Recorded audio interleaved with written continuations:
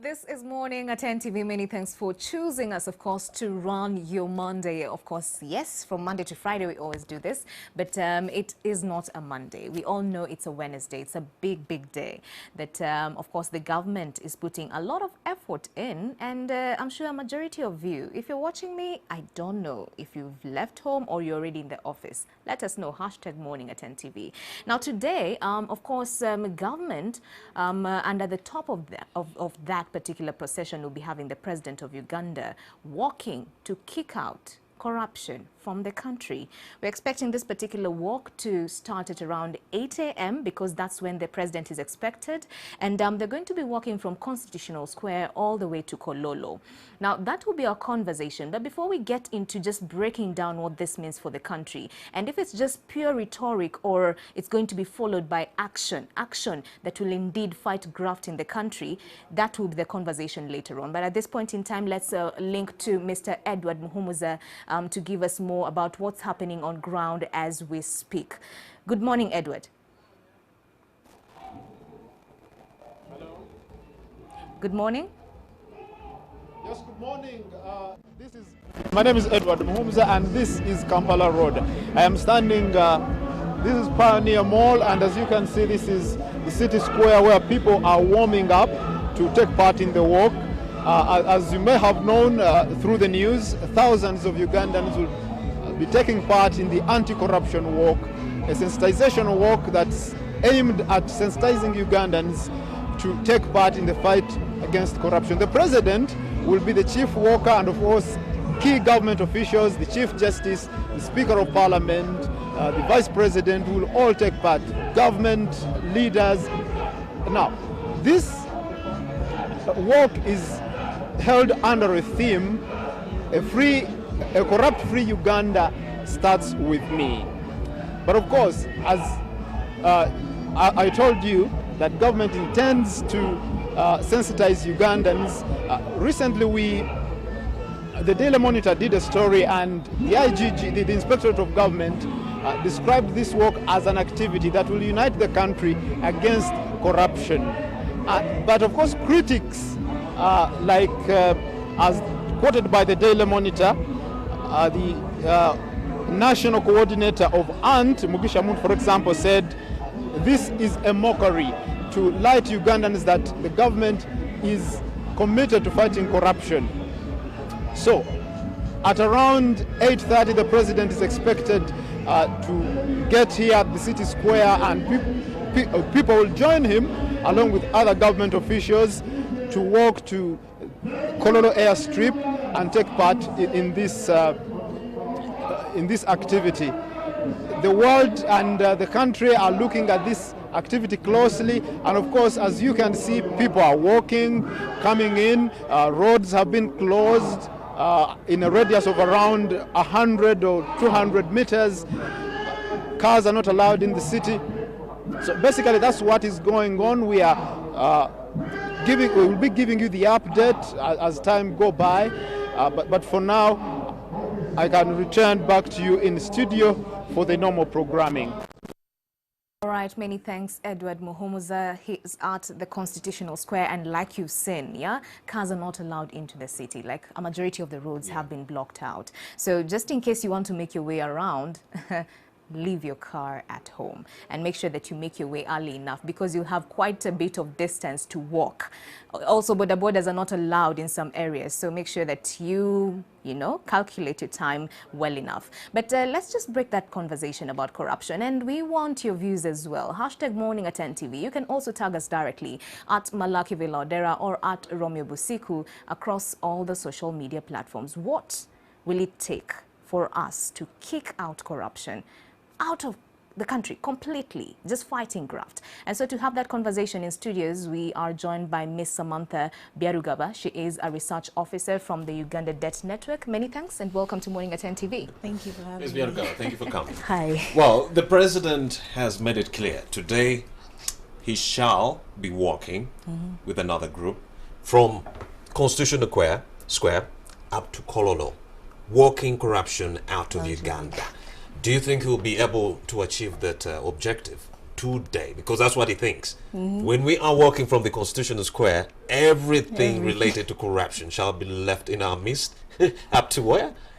Kololo. Kololo. Yes. Want So it do to you be think? dumped in Kololo? So corruption will be left in Will be Kololo. dumped in Kololo. So what do you think?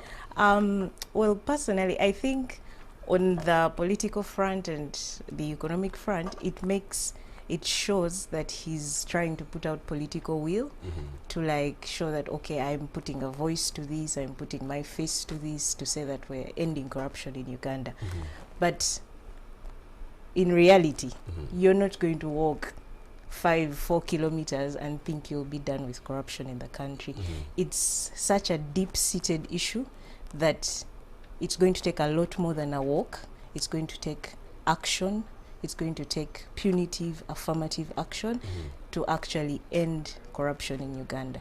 And we know that this is not the first time that this is happening.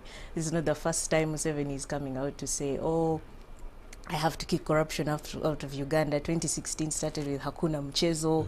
You know, we've had all this rhetoric before. But this is not new. This is not something like, yes, finally we've got it. So this is not new. It is something we've seen before. Yes. And according to the people in the president's circle, they believe it's because of this corruption talk that cost the president some very good votes in the city centers, in the urban centers, because many people accuse his administration of being so corrupt. Now, with him coming out right now, with only a few months to August 2020 when we kick off the campaigns, do you think this is kind of like a campaign kind of scheme to have, you know, that to have that electorate in the urban centers just fall back to the Museveni side? I like what you said about the people in the urban centers know that it's the people in the administration. True. Have an issue with the people in the administration who are dealing in corruption or who have had corruption scandals to their names. But it's going to take a lot more to convince those people because they know the people. Museveni himself knows the people, but what has been done to those people? You find that if he was in this ministry, he's just transferred to another ministry. If he was in local government, he's now brought to central government. It's just a reshuffle of the corruption. So it's systemic. It's systemic, exactly. You know, Samantha, my question to you would be, you know, we hosted the State House anti-corruption boss, Lieutenant Edith Nakalema, yesterday at 9 p.m. Of course, Flavor Timusimo was doing the interview. And a majority of Ugandans, as I was, you know, looking through the comments on social media, they were asking, okay, fine, we're having a walk, then what? But what was coming strongly, of course, just to give, you know, government some, you know, some respect with regards to this as a stunt, they're saying that they want to show Ugandans that, hey, we are willing to fight this. So the walk is pretty much a symbolic thing for them, to show Ugandans that there's something to be done. We're not pro-corruption, we're going to fight it. But my question to you would be, if you are the one sitting at the advisory board, trying to think of a strategy to just pass on a strong message to Ugandans, as opposed to a walk, what would it be for you? For me, punitive action. Get the corrupt and not the small fishes, because usually the blame is taken by the underdogs and then it disappears. No, look for the big names, look for the big dogs, take punitive action. Then Ugandans will be convinced. But right now, we have walked. We have talked, we have made policies. It's not enough. Maybe we've failed to understand what corruption really is. I think so. Yes. What is systemic corruption? How can it be identified in the first place? Well, many times people, there's also, I agree with you that we haven't understood corruption yet, because many times people see corruption as he took a bribe or they embezzled money or, you know, he went back door. But corruption goes to the littlest and the simplest of things. For example, if you're a doctor at a health center 3 and you don't show up, that's corruption, because my taxes pay your salary. True. So that's corruption. You're robbing me of a service. If I am if I have a company and I'm employing only my family, my cousins, my tribe, that's corruption. And then it also, of course, blows up into this big bribes, embezzlement. You get donor funds, you get debt, you get everything, but there's no delivery. So the systemic corruption comes in when it becomes a syndicate.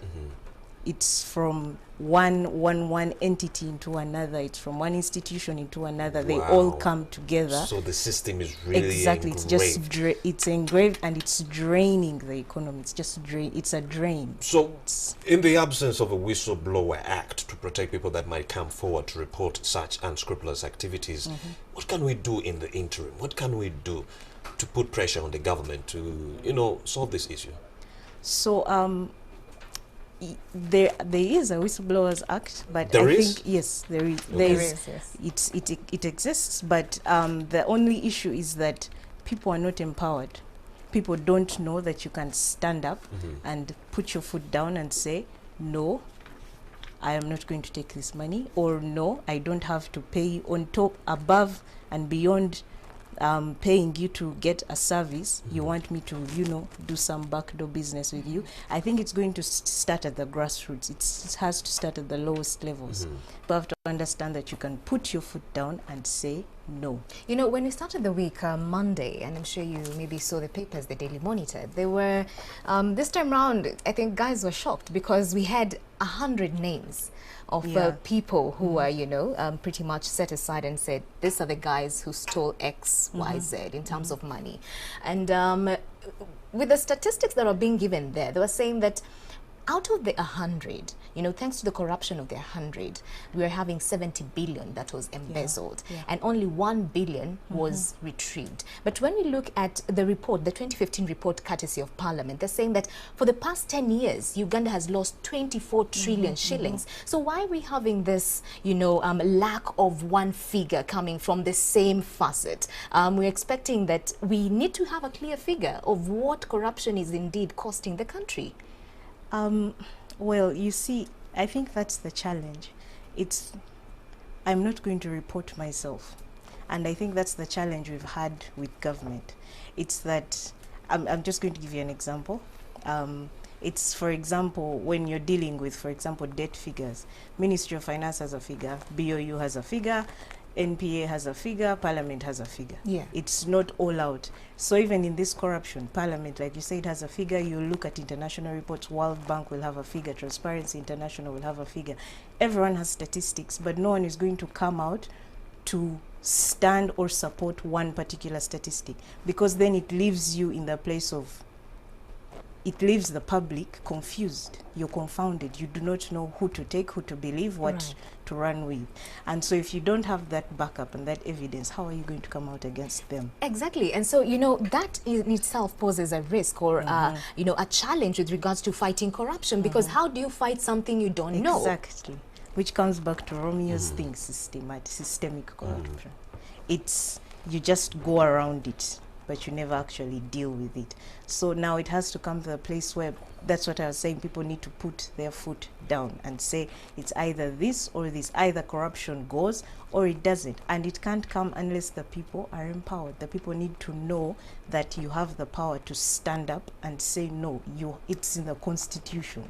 You have the power to stand up, call people out, speak about it as much as you need to, because one day you will be heard.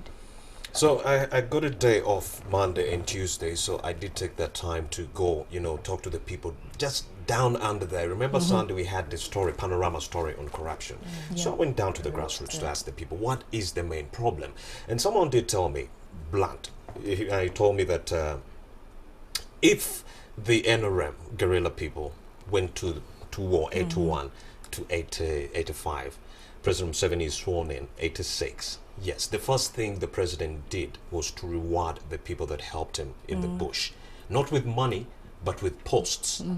So when these people got into those positions of power, what they first did was to accrue all the money that they had spent while in the bush, or to just pay themselves back for the suffering they had undergone while in the bush. And they were telling me this is the reason why you have this corruption that we are dealing with right now. It was created from the get-go, and that's why it is so systemic. Do you agree with that? Yes and no, because if you look at the country's earlier days, for example, 1996, I think, Transparency International placed us at a corruption index of 115, which was not so bad considering how imbalanced the economy was. And then, but now we've gone all the way down to 151. That's bad. Out of 176 countries, that's a very, we're in the bottom percentile. So if you think about the earlier days and the strategies he had, because those guys went to the bush for the same things we're seeing today. Yes. The corruption, the power, you know, in few hands, inequality and all this. So those people amassing wealth for themselves in those positions could or could not be true. I cannot say much about that because that was their personal, you know, those were their personal things. But I think in a way, for some people, coming from the background they came from, power corrupted them. Power corrupted It was power them. that corrupted So I them. did ask these people, so what are the solutions in that regard? And I was told the president would have to entrench the whole system. Yes. Let all the old guards go All those. and replace them with the young people. Is it feasible?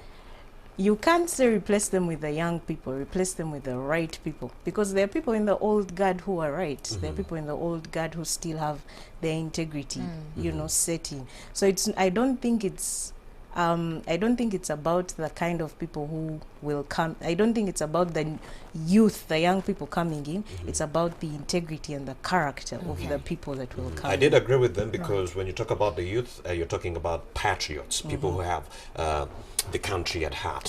You Yes. wouldn't have a young person who's thinking of enriching themselves. The first thing is advancing their country in that regard. Mala, take that over. All right, on this one, I think I agree with my dear here, how saying that it's the quality of integrity that you want. But, you know, when I was listening to, and we hosted the IGG the other year, and she was saying that when you break down corruption, there's bribery. Now, I want us to focus somewhat on solutions because bashing will not get us anywhere. That's true. So let us look at bribery. How can we best fight it? Because corruption has different faces. Yes, There's it does. bribery, there's nepotism, there's all this Fraud. diversion of public funds. So bribery. Bribery in itself. I think what pushes bribery is, first of all, sometimes you can't blame the people who take bribes. Okay, now I'm going to go to a smaller level, because they feel like that's the only way they are going to survive. Look at the traffic officer who is standing on the road all day in the sun, in the rain, and the month ends and his salary is not released, but he has a wife, he has 5 kids at home. So it comes out of more of its circumstance. Necessity pushes him to need this bribe. So what needs to happen is it has to be an all-round solution. Why he doesn't have a salary is because money was released, but somewhere in the center it was diverted. So now this guy didn't have a salary. So now he has to, he feels the need to take the bribe from that guy who was overspeeding. So it's going to take an all-round, like, overhaul and reshuffle of the system, because it trickles down. It comes from the biggest player and trickles down to that traffic officer, and it also comes from the traffic officer and goes to you who is in the community. Because now if you have the audacity to pay that bribe, it means when someone comes to you, you're going to do the same thing. You either take the bribe or give the bribe. You know, and let's just flip over, especially to even the government officials, them that are, you know, have all the powers to make business people operate within the city. Of course, you need permits, you need a license, you need all these things. And nowadays, what I hear from the business environments is that if you want your paper or document, you know, processed for much faster, you have to give chai. Kitu kidogo. They call it chai, not Chai. bribery. So what will it take for us to just rub that off and start afresh and make sure that we have clear systems? Well, government agencies have tried, and they're saying that now you can access all these services on the e-platform. You don't have to come to our offices and, of course, you know, be prone to such, you know, unscrupulous employees who would want chai for them to expedite your processes. So now we have the e-systems, but what will it take for that? Is it a change of mindsets for all Ugandans or what? Well, the e-systems is a good move because once you digitize the economy, it lessens human interactions. So the computer is not going to ask you for a bribe. If I have to just go online and use my card and pay for, the clear amount stated by the law, and I do that, then that's the way to go. Digitize the economy. Reduce this human interface. I know people will always argue that, oh, you're putting us out of jobs. No, you can still stay in your office and keep the records of the payments that have been done, track down those who haven't paid and go and arrest them. But like you mentioned, digitization is key. So digitize and educate. Because we have the systems, but quite a number of Ugandans People don't know, so they still go them. to these people to have them help them out. So That's true. Well, Samantha, the second National Development Plan, that is the NDP, did attribute the reason why they failed to achieve, that middle income status by 2020 to corruption in our public administration systems. Help us draw a linkage between corruption and poverty in Uganda. Well, like I mentioned before, corruption sucks out public funds, corruption sucks out life from the public system, it affects service delivery. So if corruption could persist, you cannot expect to get away with, you can't expect to get rid of poverty. Because I think many times public servants, civil servants don't realize that they are public servants. You exist for the public and because of the public. Civil servants are supported by taxes, taxpayers' money and all that. So if you as a civil servant find it okay to rob people of the services you're supposed to give them, or of the money that you're supposed to give them, money is supposed to go to a district to construct a road, or even this bridge that we're hearing about. So that means kids who need to go to school are still going to have to use canoes, yet there could have been a bridge after the dam. So if you're going to if that persists, if this whole transfer and diversion of funds and services persists, there will be no end to poverty. So if corruption persists, even it will be futile to launch the third National Development Plan. If from past experience, when you review the NDP 1 and the NDP 2, from all that you realize that we have not achieved what we expected to achieve, and among the reasons given in both plans, corruption. Because the NDP states out the plans we have, how are these plans going to be funded?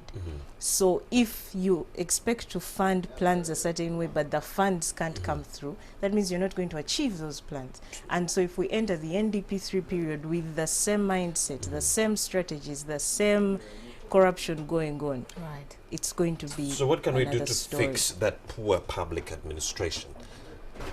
Because that's where the whole problem is coming from. The IGG came out and told us bribery is happening at the procurement level. They are talking about that poor public administration.